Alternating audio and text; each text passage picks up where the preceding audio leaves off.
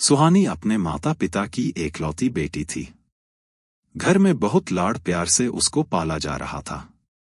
उसको मायके की इतनी परवाह बोझ लगने लगी थी। अब घर में जब उसकी शादी की बात चली तो उसको लगा कि किसी के साथ भी उसको बांध दिया जाएगा। अपने ही पापा की बातें उसको बोझ लगने लगी थी।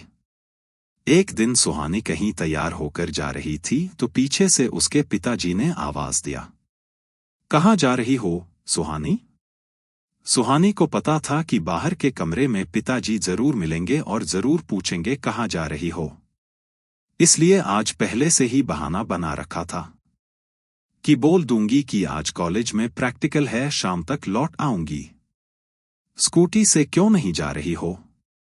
सुहानी चिल्ला के बोली कि क्या आप भी पिताजी मैं स्कूटी ले जाती हूं तो भी सवाल करते हैं, न ले जाओ तब भी सवाल करते हैं। आज रविवार है, कॉलेज बंद रहता है, इसलिए स्टैंड भी बंद रहेगा। मैं प्रैक्टिकल में ध्यान दूंगी या स्कूटी पर आप ही बताइए। टैक्सी से चली जाऊंगी। सुहानी के पिताजी पास आए और आकर प्यार से सिर सहलाकर बोले, जाओ बेटा, मैं कहाँ रोकता है तुम्हें। पैदल जाओ या स्कूटी से, लेकिन बेटा चिंता लगी रहती है तो घर जल्दी आ जाना। सुहानी अपने आप में ही बोलते हुए बाहर निकल रही थी। अरे राम, एक झूठ छिपाने को 1000 झूठ बोलना पड़ा। पापा को लड़कों से दोस्ती करना बिल्कुल पसंद नहीं है। वो तो अपने घर के हर बगीचे में लगे फूल की बहुत हिफाजत करते हैं, फिर मैं तो उनकी बेटी हूं, करे भी क्यों ना।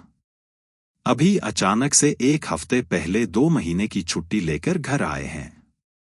उनके हिसाब से भले घर की लड़कियों को बहकाने के लिए दोस्ती यारी बनी है। उस माँ बाप को गोली मार देनी चाहिए जो अपनी लड़कियों के ऊपर नजर नहीं रख पाते। उनसे पार पाना मुश्किल था। लेकिन सुहानी भी क्या कम थी, उनकी इतनी सख्ती के बाद भी एक लड़के से दोस्ती कर भी ली थी और उसके साथ शादी के सपने भी देखने लगी थी। किसी तरह घर से निकल समुद्र के किनारे, जहां उसका दोस्त विपुल उसका इंतजार कर रहा था, मिलने चल दी। बड़ी तेजी से कदम बढ़ाती हुई उसके तरफ चल दी। सुहानी के दिल और दिमाग में बस विपुल ही था, उसके ही ख्यालों में हर पल उसका मन खोया हुआ रहता था। विपुल उसको शुरू में अच्छा नहीं लगा। पहले दिन जब उसने अपनी गाड़ी उसकी स्कूटी से टकराई थी तब मारे गुस्से से थप्पड़ जड़ दिया था। वहां खड़े कुछ और लोगों ने भी उसको बुरा भला कहा। अगले दिन उस स्थान पर पहुंचते ही सारी घटना सुहानी की आंखों के सामने आ गई। गुस्से से पागल होकर वह आज कॉलेज गई थी। आज अगर वह दिख गया होता तो उसको अपने स्कूटी से उसे कुचल डालती। सुहानी बड़बड़ाती हुई अपने कॉलेज में चली गई। मन उसका अशांत तो बहुत था, लेकिन बिना मन के घर चली आई थी।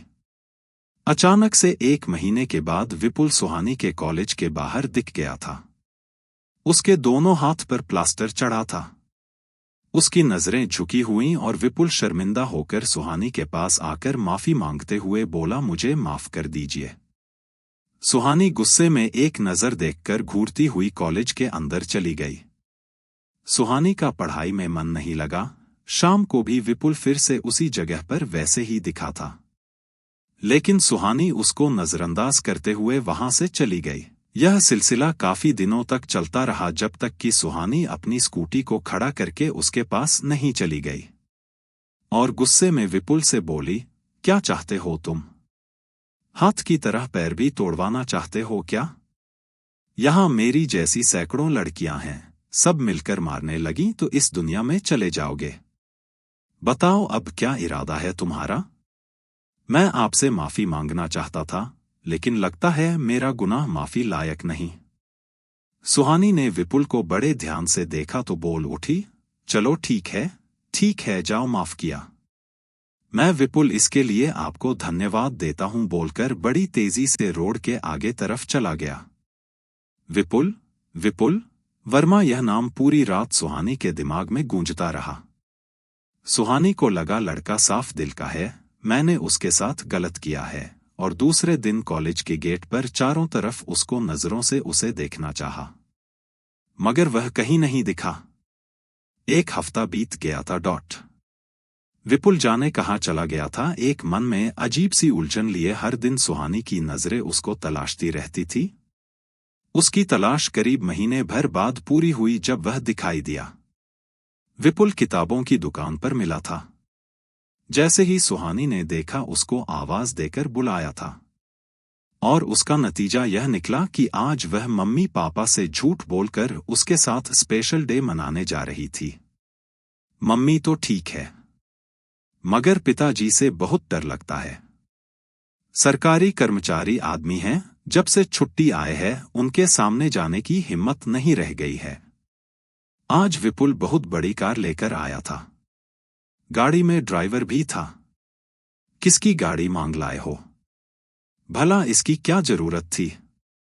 सुहानी, आज का दिन मेरे जिंदगी का बहुत बड़ा दिन है। यह कार अपनी है। आज की पार्टी हम दूसरे शहर में मनाएंगे, वहां के सबसे महंगे होटल में, सबसे शानदार तरीके से, विपुल ने बोला। अरे सुहानी चिल्लाई, मुझको पहले तो तुमने नहीं बताया था। दूसरे शहर तो यहां से बहुत दूर है, मैं नहीं जा सकती वहां। इसीलिए तो यह बड़ी गाड़ी लाया हूं। देर रात तक हम लौट आएंगे और जिस सहेली से मिलने का बहाना बनाकर तुम आई हो उसे बीमार बना दो, सिंपल। ऐसा बोलकर विपुल जोर जोर से हंसने लगा, जिस पर ड्राइवर भी हंसने लगा। सुहानी अब तेज आवाज में बोली, मैं कॉलेज में प्रैक्टिकल का कहकर आई हूं, गाड़ी रोको वरना। इतना सुनते ही विपुल गुस्से से आग बबूला हो गया। बोला, क्या करेगी? बोल, जूतों से मारेगी क्या मुझको या फिर पब्लिक से पिटवाएगी?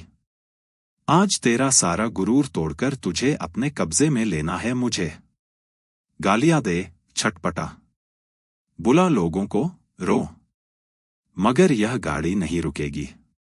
ऐसा बोलते हुए वह सुहानी को अपनी तरफ खींचने लगा। बोलने लगा, मेरा नाम विपुल वर्मा नहीं बल्कि अतुल शर्मा है। सुहानी खुद को बचाने लगी तो विपुल ने उसको खींचते हुए बोला, चलती गाड़ी से कूदना मना है, फाटक नहीं खुल सकता। यह सब देख सुहानी को अपने घर और माता पिता की याद आई। वो रोते हुए अपने पिता को पुकारने लगी। आप सही बोलते थे पिताजी, मायका लड़की के लिए सबसे उत्तम होता है। दुनिया तो बस अपने मतलब से प्रयोग करती है, जोर जोर से कहकर चिल्लाने लगी। मुझे बचा लो पापा, मेरे पिताजी तुम्हें नहीं छोड़ेंगे। तुम उन्हें नहीं जानते, वो तुम्हारे किए की सजा तुम्हें जरूर देंगे। विपुल के बाल खींचते हुए सुहानी चिल्ला रही थी। खूब जानते हैं हम तुम्हारे पिताजी को, अधिकारी है वह। और सुन लो, यह तुम उन्हीं के किए का फल भुगतने जा रही हो। तेरी गंदी वीडियो मुझे वायरल करना है। यह सब देख सुन सुहानी को तो जैसे बेहोशी सी आ गई हो। अभी वह कुछ सोचती समझती तब तक दो गाड़ियां रास्ता रोककर खड़ी हो गईं। उन गाड़ियों से उतरकर कई लोग कार के पास आए गए। उनको देख सुहानी और डर गई। उसने समझा कि यह सभी लोग विपुल के साथी हैं। लेकिन जब विपुल ने उनसे पूछा, तुम लोग कौन हो, मेरा रास्ता रोककर क्यों खड़े हो? पहले तुम सब बाहर निकलो, हमें गाड़ी चेक करनी है। उन लोगों ने कहा, हम शरीफ लोग हैं, यह बहन है हमारी, इसकी तबीयत खराब है, इसे अस्पताल ले जा रहे हैं। वैसे मामला क्या है, कौन है आप लोग? विपुल डरते हुए बोल रहा था। हम नारकोटिक्स विभाग से हैं, हमें सूचना मिली है कि किसी कार से ड्रग्स की बहुत बड़ी खेप जा रही है। मरीज को अंदर रहने दो, तुम दोनों बाहर आकर गाड़ी चेक करने में हमारा सहयोग करो। थोड़ा सा नानुकुर करने के बाद ड्राइवर और विपुल नीचे उतर गए। सुहानी चुपचाप तमाशा देखती रही। उनके नीचे उतरते ही उन लोगों ने उन दोनों को गिरफ्तार कर लिया। विपुल बहुत ज्यादा उछल रहा था, बार बार पूछ रहा था, मैंने क्या किया है? तब तक सुहानी के पिताजी ने आगे खड़ी गाड़ी से उतरकर आने के साथ विपुल को एक झन्नाटेदार थप्पड़ गाल पर मारते हुए बोले, मैं बताऊं कमीने, तुमने क्या किया? अपने पापा को देखते ही सुहानी गाड़ी से उतरकर अपने पापा से लिपटकर बोली, आप आ गए पापा? अरे पगली, मैं तो तुम्हारे पीछे पीछे आज महीनों से चल रहा हूं। तुम ही प्यार में अंधी हो गई थी जो तुम मुझे देख नहीं रही थी। जब तुम्हारी आंख खुली और तुमने मुझे पुकारा तो सामने आ गया। तुम बताओ, जब तुम बोली कि मुझे बचा लो डैडी तो मुझे कितना देर लगा आने में? 1 मिनट के अंदर आ गया न तुम्हारा पापा। अपने पापा के साथ जब सुहानी घर पहुंची तो मां दरवाजे पर खड़ी थी। प्रैक्टिकल हो गया तुम्हारा? वह मुस्कुरा कर बोली। मम्मी कहते रोती हुई सुहानी उनके गले से लिपट गई। अरे बेटी, मैं सब जानती हूं। मैंने ही तुम्हारे पापा को फोन करके यहां बुलाया था। सुहानी के पापा बोले, और हाँ सुहानी, यह जो फैंसी नई घड़ी पहनकर तुम घूम रही हो यह मैंने ही भेजा था तुम्हारी सुरक्षा और लोकेशन की जानकारी रखने के लिए। भला बताओ, जब मैं अपने बागीचे के पेड़ों की रखवाली इतना करता हूं फिर तू तो मेरी जान है बेटा, इस मायके की बेटी। भला तुझे किसी कमीने को छूने कैसे दे सकता हूं?